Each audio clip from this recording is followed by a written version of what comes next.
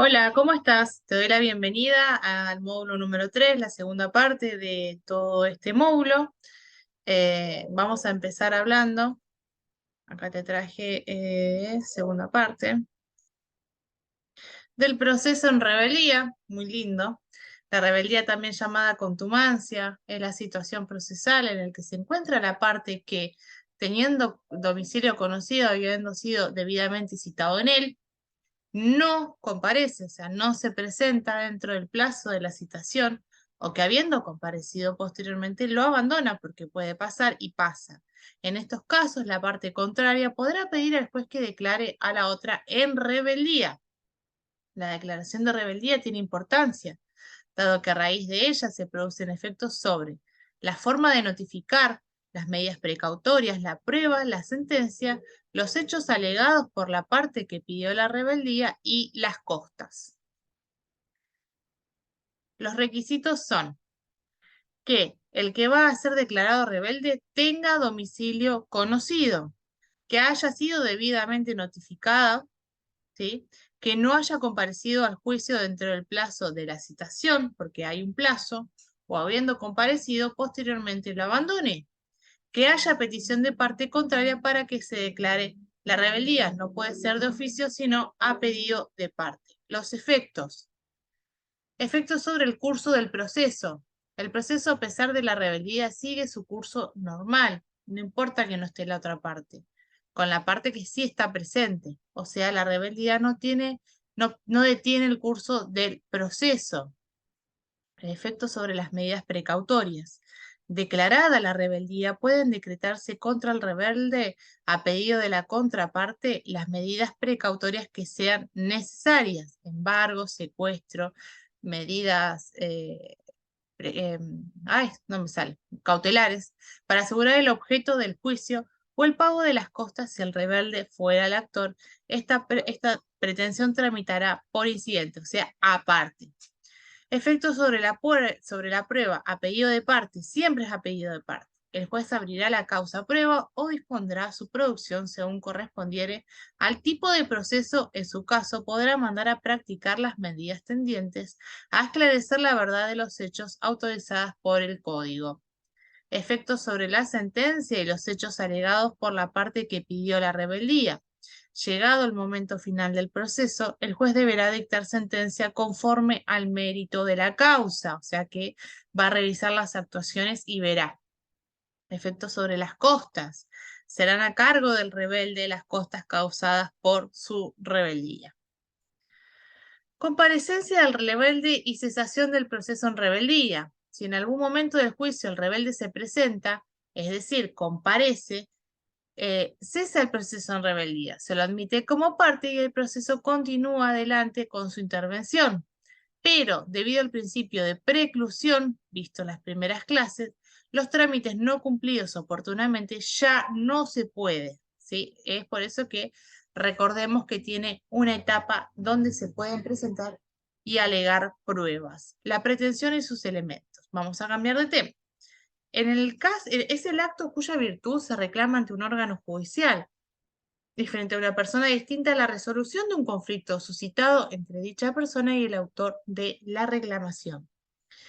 Los sujetos son, se trata del sujeto activo, que siempre recordemos que es el actor, y el sujeto pasivo, que es el demandado. Algunos agregan al órgano ante el cual se formula la pretensión. El objeto es aquello que persigue el actor, ¿sí? Mediante la pretensión, y tiene dos aspectos. El objeto inmediato, que es la clase de pronunciamiento judicial que reclama el actor, condena, ejecución, declaración, y el objeto mediato, que es el bien sobre el cual va a recaer el reclamo. La pretensión y sus elementos, causa o título, son las situaciones de hecho invocadas por el actor para reclamar. Por ejemplo, yo puedo reclamar una suma de dinero a causa de que realicé un trabajo, presté un servicio, o porque hice un préstamo, o porque fui despedido. Esa es mi pretensión, o sea, el nombre de la pretensión, la causa o el título. La actividad de la pretensión. Este elemento es agregado solo por algunos autores. Está compuesto por el lugar, sede del juez competente el tiempo, el destinado para plantear el conflicto y la forma. Según el proceso puede ser oral, escrito, ordinario, etc. Bien. Acumulación de pretensiones. Se da cuando en un mismo proceso coexisten dos o más pretensiones, pero hay diferentes tipos de clases. La acumulación de pretensiones puede ser originaria, cuando las distintas pretensiones se acumulan al principio, ¿sí? Cuando se inicia el proceso.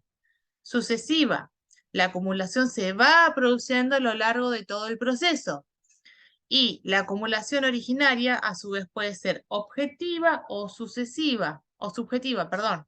Objetiva tiene lugar cuando el actor reúne en la misma demanda más de una pretensión contra el demandado. Las pretensiones podrán acumularse hasta el momento de notificar la demanda y no es necesario que exista conexidad entre las pretensiones, o sea, que se crucen, digamos, ¿no? Un empleado que demanda al empleador exigiendo el cumplimiento del contrato y la indemnización por los daños y perjuicios derivados del cumplimiento, ¿sí? No es necesario que estén relacionadas. A su vez, la acumulación objetiva puede ser simple. Las pretensiones son simultáneas. Ejemplo, se puede pedir al juez que declare el divorcio y además que fije la cuota alimentaria o el régimen de visitas o lo que se vaya a pedir. Subsidiaria o eventual. Vamos a correr el cuadrito. Se propone una pretensión principal y otra secundaria para que en el caso de que la principal sea desestimada por el juez, porque es el juez quien las evalúa, por ejemplo, se pide la extinción del contrato y de ser desestimada esa pretensión, el ajuste de sus cláusulas. O sea, bueno, no me va a sacar el contrato, bueno, acomodame un poquito las cláusulas, ¿no? Alternativa, que el actor propone más de una pretensión para que se acoja solo una de ellas, por ejemplo, el empleado que reclama su reincorporación a su puesto de trabajo o la indemnización por despido. Va por una vía o por la otra, por eso es alternativa. Sucesiva, se proponen dos pretensiones, una de las cuales es presupuesto para que se prospere la otra. Por ejemplo, se pide el embargo y la ejecución del bien. O sea, se pide primero una cosa y la otra conlleva a la otra, ¿sí? Para que se prospere la ejecución es necesario primero que prospere el embargo, ¿sí? Por eso es sucesiva. Y la subjetiva se da cuando en un mismo proceso existen pluralidad de actores, acumulación activa, o de demandados, acumulación pasiva, o de ambos, acumulación mixta. Ojo que no te confundas con el litis consorcio. Y las pretensiones son conexas por su causa o por su objeto. Por ejemplo, un peatón es lesionado en un accidente de tránsito y demanda al conductor del automóvil y también al propietario. Esto sería acumulación pasiva. Bien, acumulación sucesiva a su vez puede ser por inserción o por reunión. La de inserción es cuando en un proceso ya pendiente se incorpora una nueva pretensión, ¿sí? Por eso es por inserción, porque se incorpora, ¿sí? Según que la pretensión sea incorporada por el actor, el demandado o por un tercero, nos encontramos con diferentes supuestos. Ampliación de la demanda, si la incorpora el actor, porque el actor es quien la promueve. La reconvención, si la incorpora el demandado, porque es quien contesta la demanda y encima demanda al demandante. Intervención excluyente y tercería, se lo incorpora un tercero, como habíamos visto. Y la última es por reunión, acumulación de procesos. Cuando hay una acumulación de procesos en uno solo y por ende se acumulan las diversas pretensiones. Bien. Vamos a pasar a las defensas y excepciones. Ante la demanda, el demandado puede aceptarla o no contestarla, pero en la mayoría de los casos se resiste, se opone a ella. Acá es donde surgen las defensas. Si a mí me demandan, me tengo que defender. Las distintas clases de oposiciones que el sujeto pasivo puede formular contra la pretensión procesal. En este caso, el sujeto pasivo es el demandado. Dentro del género defensas hay algunas en las cuales la ley y la doctrina les asignan un nombre especial, que son las excepciones. Entre la defensa y la excepción hay una relación de género y especie. Defensas es el género, ¿sí? Y excepciones son una especie dentro de las defensas, ¿bien? Las excepciones pueden definirse como las defensas que una de las partes opone contra la acción o pretensión de la otra a fin de suspender, dilatoria, dice acá, ahora vamos a ver por qué, dilata, lo suspende, lo atrasa el proceso, o extinguir, perentoria, lo extingue, perece, el ejercicio de dicha acción. Y acá las vamos a ver. Las excepciones pueden ser previas, de previo y especial pronunciamiento. Previas porque el juez debe resolverlas antes del asunto de fondo y son de especial pronunciamiento porque la resolución judicial debe referirse solamente a ellas en especial. Se ponen en un solo escrito y junto con la contestación de la demanda o de la reconvención, dependiendo, nunca la demanda, depende del caso. La oposición de excepciones no suspende el plazo para contestar la demanda o la reconvención. En su caso, salvo si se trate de la falta de personería, defecto legal o arraigo. Eso también lo vamos a ver. Solo se admitirán como previas las siguientes excepciones que también analizaremos. Incompetencia es una de las excepciones. Procede cuando el juez entiende en la causa no es competente, no es de su incumbencia, digamos. El juez cuando un asunto no es de su competencia debe inhibirse de oficio. Significa que él mismo debe decir no, yo no entiendo en esta causa, ¿sí? Y rechazar la demanda. Si así no lo hace la parte que lo considere incompetente, tiene dos vías. La inhibitoria, que se dirige al juez que considera competente, pidiéndole que así se declare, y mediante oficio o exhorto le solicita al otro juez que no continúe la causa. ¿Qué significa? ¿Qué significa exhorto? Que es comunicaciones entre los jueces, ¿sí? De distintas jurisdicciones. Y la declinatoria se presenta ante el juez incompetente, pidiéndole que declare su incompetencia, que se declare incompetente, ¿sí? La declinatoria se sustancia como excepción previa, conforme a lo establecido en el artículo 8 del Código Procesal Civil de la Nación. Bien, la falta de personería. Cuando el actor o el demandado carecen, ¿sí? Le falta capacidad civil para estar en juicio, cuando sean civilmente incapaces. Cuando sus representantes carezcan de representación suficiente, por ejemplo, si tiene un poder general y para el caso se requiere un poder especial, ¿sí? Se tiene poder para actuar en un juicio sucesorio exclusivamente y se demanda por filiación. Se tiene un mandato con defectos de formas, ¿sí? La excepción de falta de personería suspende el plazo para contestar la demanda o la reconvención. Bien. Y después tenemos falta de legitimación para obrar. Procede no solo cuando falta legitimación para obrar en el actor, por ejemplo, el actor no es titular del crédito demandado, estamos equivocados acá, sino también cuando falta legitimación para obrar en el demandado. Por ejemplo, en un juicio por cobro de alquileres, el demandado no es inquilino del actor, nada que ver. El demandado no es el dueño del auto que causó los daños. Acá también hay una equivocación en la legitimación para obrar. Para que proceda como previa, la falta de legitimación debe ser manifiesta, debe ser evidente, se debe notar. Si la falta de legitimación no es manifiesta, el interesado no debe oponerla como previa, sino como defensa de falta de acción. Y, al igual que otras defensas o excepciones sin carácter previo, debe hacerlo al contestar la demanda. Y después, las últimas son litispendencia, que existe cuando iniciando un proceso, o sea, al principio existe otro proceso pendiente idéntico, es decir, entre las mismas partes, misma causa y por el mismo objeto, ¿sí? Tiene por objeto evitar que se tramiten procesos iguales, ¿sí? En los cuales se puedan dictar sentencias diferentes. Ojo con esto. Y la cosa juzgada procede esta excepción cuando existe otro proceso anterior con sentencia firme que trata del mismo asunto, procede cuando por razones de continencia, conexidad, accesoriedad o subsidiariedad, la sentencia firme del otro proceso ya ha resuelto lo que constituye la materia o la pretensión en el nuevo juicio que se prevé. Tiende a evitar sentencias contradictorias, pero la diferencia está en que la litispendencia, la que vimos anterior, el proceso anterior se está sustanciando, ¿sí? Se está resolviendo. En tanto que la cosa juzgada, el proceso anterior, está terminado. ¿Qué quiere decir esto? Que ya existe una sentencia firme. Cosa juzgada significa que ya hay sentencia firme, que ya se ha juzgado la causa. La clasificación de las excepciones son dilatorias y perentorias. ¿Qué quiere decir? Las dilatorias son aquellas que, si son admitidas, suspenden, ¿sí?, el ejercicio de la acción y por tanto dilatan, lo suspenden al proceso temporalmente, hasta que sean subsanadas las causas por las cuales se admitió la excepción. Son dilatorias, incompetencia, falta de personería, litispendencia, defecto legal, defensas temporadas y arraigo. Las perentorias son diferentes a las dilatorias.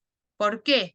Porque de ser admitidos extinguen. Estas suspenden temporalmente. Estas directamente extinguen el derecho o acción. Ojo acá, se extingue el derecho o acción del proceso definitivamente. Y son perentorias la falta manifiesta de legitimación para obrar, que ya vimos, la cosa juzgada, la transacción, conciliación y desistimiento del derecho, que también los vamos a ver, prescripción cuando la cuestión es de puro derecho. Bien, y acá te paso a dejar la audiencia preliminar, ¿sí?, que es cuando el juez cita a las partes a una audiencia, ¿sí? Debe prescindir la audiencia personalmente el juez, ¿sí? Nadie lo puede suplantar, sin poder delegar esa función. Si el juez no asiste, no se realiza la audiencia. Ojo acá, debiéndose dejar constancia en el libro de asistencia. Invitará a las partes a una conciliación o a encontrar una forma de solución de conflictos que acordaron en la audiencia. El juez podrá, si la naturaleza y el estado del conflicto lo justifican, derivar a las partes a una mediación, que ya habíamos visto la mediación. En este supuesto se suspenderá el procedimiento por 30 días, contados a partir de la notificación del mediador a impulso de cualquiera de las partes. Vencido este plazo, una vez que transcurren esos 30 días, se reanudará, se vuelve al procedimiento a pedido de cualquiera de las partes, lo que dispondrá el juez sin sustanciación, ¿sí?, sin comunicación, mediante autos que se notificará a la contraria. Si hay conciliación, se elabora un acta y se homologa, se procede. Si no hay conciliación, se deja constancia de ello en el acta correspondiente. Se oirá a las partes fundamentalmente respecto a la posición o prescindencia de la apertura a prueba. Se debe resolver de inmediato. Oídas las partes, fijará los hechos sobre los cuales versará la prueba y desestimará las inconducentes. Ordenará las pruebas que considere admisibles, porque lo puede hacer, y concentrará en una sola audiencia la prueba testimonial, ¿sí?, testigos, la que se celebra con presencia del juez. Esta obligación únicamente solo podrá delegarse en el secretario o, en su caso, en el prosecretario letrado. Recibirá la prueba confesional si esta hubiera sido ofrecida por las partes. La ausencia de uno de todos los absolventes no impedirá la celebración de la audiencia preliminar. Decidirá si la cuestión es de puro derecho, con lo que la causa quedará concluida para definitiva. Lo que quiere decir es que si no hay hechos controvertidos, las partes solo discuten el derecho y se dictará una sentencia. La producción de la prueba, según el artículo 367, el plazo de producción será fijado por el juez, generalmente es de 5 a 7 días, y no excederá de 40 días. Dicho plazo es común y comenzará a correr a partir de la fecha de celebración de la audiencia prevista en el artículo 360 del Código. La ley no fija un mínimo, pero la doctrina sostiene que el plazo fijado no debe ser tan breve que impida la producción de las pruebas, ¿sí? El plazo de la prueba tiene carácter común, significa que corre simultáneamente para el actor y para el demandado. Es el mismo plazo para ambas partes. Los medios son los elementos susceptibles de producir en el juez convicción acerca de la existencia o no de los hechos afirmados por las partes, como por ejemplo documentos, testigos, opiniones de peritos, etc. Algunos medios de prueba están expresamente previstos en la ley, o sea, en el código, pero existen otros medios de prueba no previstos expresamente por la ley, que hoy en día, con la actualización de la tecnología, por ejemplo, lo que es las fotos, los WhatsApp, audios y demás, eso es lo que no se contempla dentro del código. Y por último, Vamos a ver en esta ocasión la prueba documental y después seguiremos con el resto. Es el documento objeto de representar una manifestación del pensamiento, con prescindencia de la forma en que esa representación se exterioriza. Documento en sentido genérico o amplio es como lo definiría Giovenda, toda representación material destinada e idónea para reproducir una determinada manifestación de pensamiento. Son tales actas notariales, contratos, la fotografía, las películas cinematográficas, los discos y cassettes. Bueno, está totalmente desactualizado, por eso te decía que con el avance de la tecnología, estas pruebas documentales quedaron medias viejas, ¿no? Quedaron en el pasado. Los instrumentos pueden ser públicos o privados. Corresponde recordar en el artículo 356, inciso 1, que dispone que la parte que contesta la demanda ¿eh? o la reconvención, cualquiera sea el caso, debe reconocer o negar categóricamente la autenticidad de los documentos acompañados que se le atribuyen, y si ha recibido o no las cartas y telegramas a ella dirigidas cuyas copias se acompañan. En la próxima clase vamos a ver más en profundidad el tema de las pruebas. Así que te dejo acá por ahora descansar y nos vemos en la próxima clase.